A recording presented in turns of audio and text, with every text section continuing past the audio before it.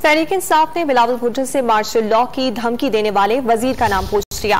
साबिक वजीर मुमलिकत फारूक हबीब ने सवाल किया, बिलावल भुट्टो ने धमकी मिलने का दावा करने वाले वजीर का नाम क्यों नहीं लिया। और आज बिलावल कहते हैं कि जनाब मुझे धमकी पहुंचाई गई थी। आप उस वजीर का नाम ले देते।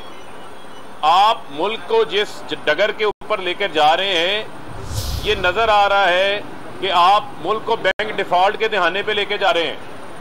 और बिलावल जो ये कहते थे कि ये ज़ियाउल हक के जानशीन है, ज़ियाउल हक का बेटा है, उस ज़ियाउल हक के बेटे की काबीना के अंदर बैठ गए जाके और एक मखसूस कोटे के ऊपर, जिसको मैं कहूंगा यूथ कोटे के ऊपर वजीर खारजा बन गए हैं। और बताएं वजीर खारजा के तौर पे कितने इजलास किए हैं। मुझे तो लगता है वजारत खारजा में जाना भी इन्होंने पसंद नहीं किया। ताज़ा तरीन वीडियोस के लिए हमारा YouTube चैनल सब्सक्राइब करके बेल आइकन प्रेस करिए ताकि आपको मिले हर अपडेट सबसे पहले।